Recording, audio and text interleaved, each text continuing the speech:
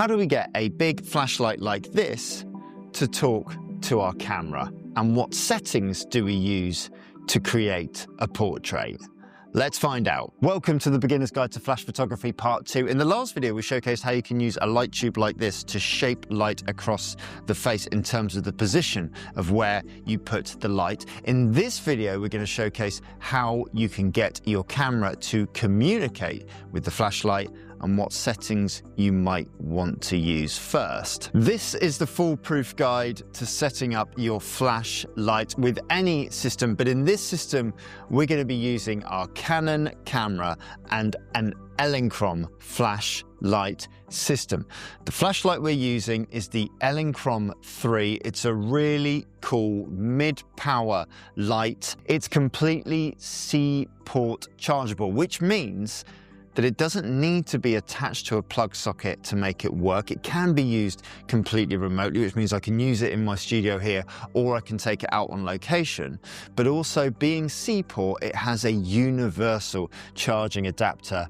That's really helpful to me, a man who has hundreds of leads. I don't like lots of different leads and lots of different things for different units and different electrical appliances. I like everything to look the same. And the C-port, I've got hundreds of C-ports, so I can charge it pretty much everywhere I go. Now, as we discussed on the previous video, a flashlight with a kit softbox like this, a nice square softbox, it's just a window light that you can move. And where it is in relation to the face of the subject you're shooting will determine what lighting pattern and what mood you're getting from your portrait. But before we worry about where we're putting our light and how that affects the portrait, we need to discuss how we can get this piece of technology to talk to our camera effectively. In this instance, you will always need a transmitter that goes on top of your camera in the hot shoe mount, and when your camera fires off an exposure, that's going to trigger the transmitter to talk to your unit. The transmitter we're using here is the Elinchrom Transmitter Pro X. It's brand new, box fresh on the market there, and it marries up perfectly with the flash units, and it means that I can not only send a trigger every time that I take a photograph that's going to set the flash off, but I can also control the unit from this unit, so I can turn the power up and down without having to move myself round to the light and do it manually. Now, I've always shot in full manual mode because I like complete control over all of my portraits and all of my exposures. So this workshop isn't going to showcase to you how to use TTL or through the lens mode. It's going to be an entirely manual controlled workshop. And in order to understand how to control our lights manually, we need to understand the manual settings for our camera, and therefore we need to understand the exposure triangle. Now, the exposure triangle are the three elements that essentially control the exposure of light within your camera. Those three elements are ISO, aperture, and shutter speed. And in each and every one of my videos on this NoFussMuss YouTube channel, you will see me talk about ISO, shutter speed, and aperture. We should all have a favourite F number, and mine's F8. I know most people in the photography industry, their favourite F number is F2.8, but I like to be different. My favourite F number is F8. And in order to understand the exposure triangle best, we're going to need to understand stops. Now, stops in photography are a unit of measurement used to represent halving or doubling the amount of light in a scene. And they relate to the exposure triangle and give you a basis for controlling the light within a certain setup. Increasing the stops will make the scene brighter, and decreasing the stops will make the scene darker. And stops also in slightly more intermediate or advanced forms of portrait lighting relate to lighting ratios within elements of a scene. Now, the first element of the exposure triangle we're going to look at is ISO. ISO relates to the sensitivity of the digital sensor on your camera back. In the olden days, it referred to the sensitivity of the film that you put in your camera. The lower number, ISO 100 for example, would give you quite a low sensitivity, and then as you move up through the ISOs, maybe up to something like 1600, you have a more sensitive digital sensor or film to use to expose for your image. Now the stops relate to ISO by doubling or halving that number. So from ISO 100 to ISO 200 is one stop difference of sensitivity. And then we double the 200 to 400. ISO 400 is another stop of sensitivity. The difference between ISO 100 and ISO 400 being 2 stops. Every time we double that number, we increase the sensitivity by 1 stop. The benefit of using a higher ISO is that it's more sensitive to light. So in low light conditions, you can still get good exposures at reasonable shutter speeds. The benefit of using a lower ISO is that it retains better detail. There's less digital grain throughout the image. In modern cameras, you're not really seeing digital grain much above ISO 800, and as new cameras come out year after year, that quality is getting better. But for all my studio work, because I'm completely in control of the light within the scene, I try to use as low an ISO number as possible, and pretty much 90% of the time, I'm shooting at ISO 100. The next element on the exposure triangle we're going to discuss is shutter speed, and just with ISO there are stops of difference within the shutter speed. The shutter speed relates to how much time has passed when the shutter is opened and then closed. The longer that shutter is opened, the longer the exposure and the more light that is let into the camera to create the image. Now, shutter speeds are quite quick, and typically they last much quicker than a whole second. If we take a shutter speed like a 30th of a second,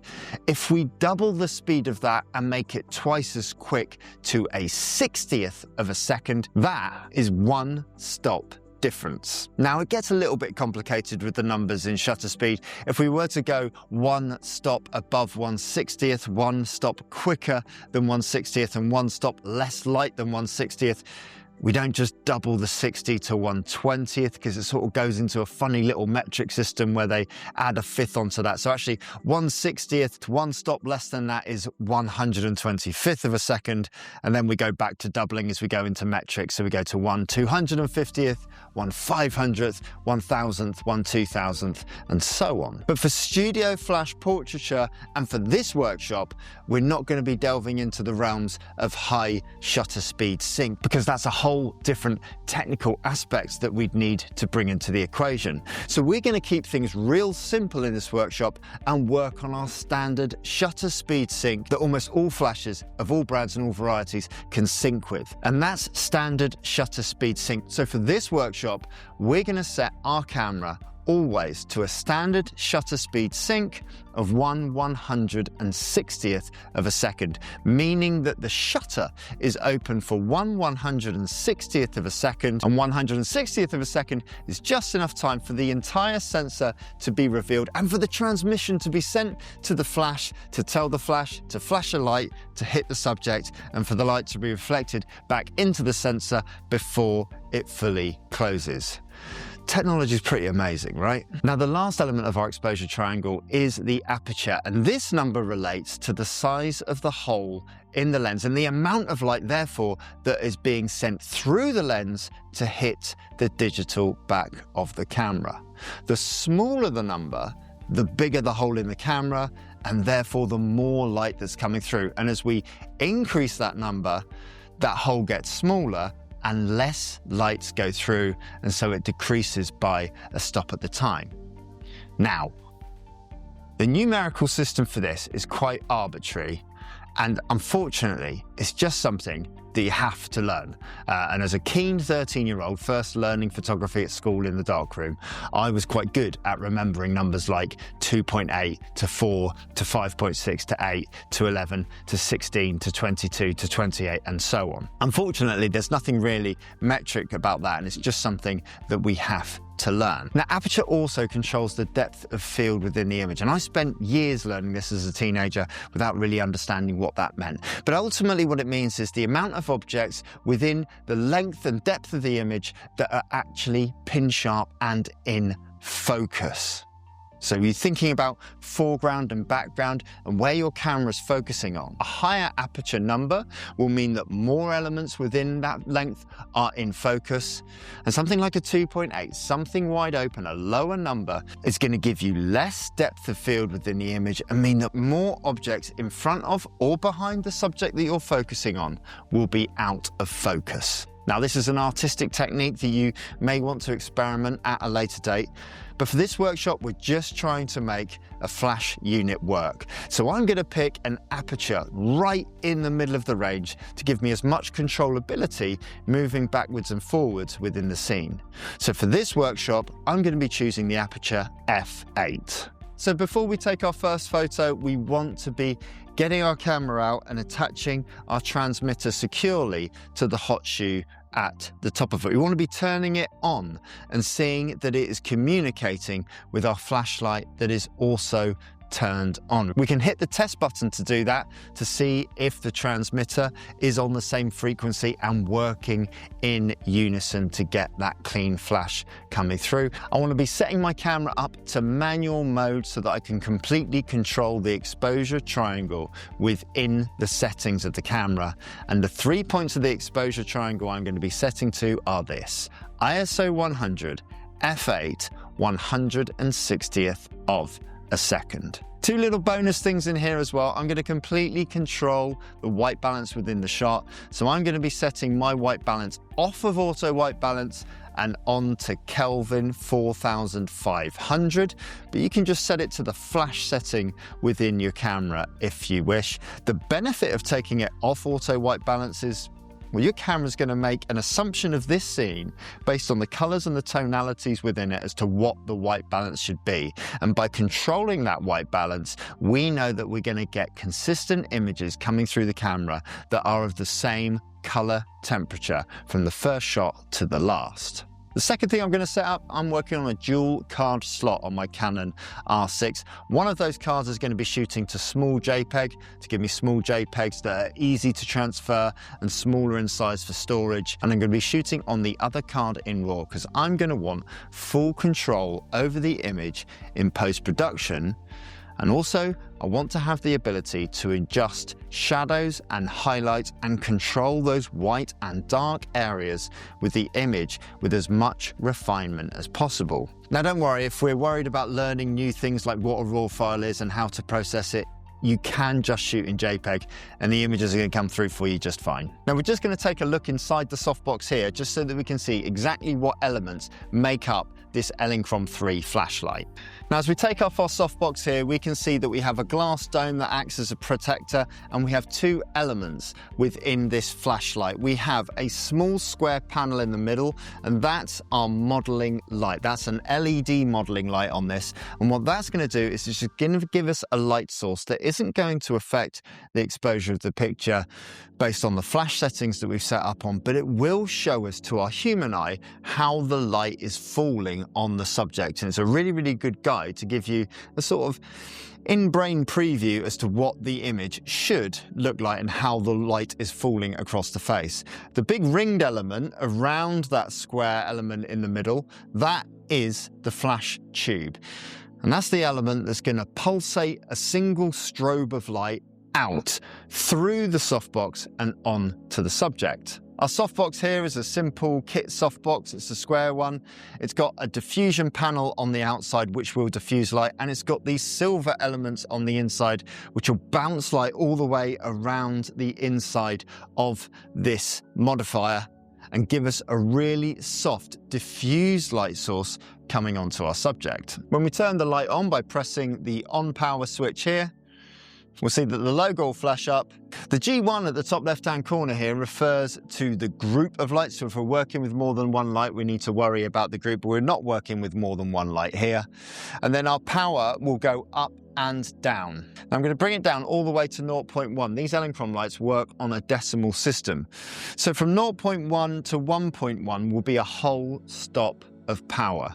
So if the whole scene's looking a little bit dark, we may want to increase the power by moving the power up. 1.1 to 2.1 will give us another stop of power, and then 2.1 to 3.1 will give us another stop of power. And it's that stop system that we'll use to communicate whether we need more or less power from the actual power of the unit, or whether we need to close up our aperture or adjust our ISO to create the best exposure.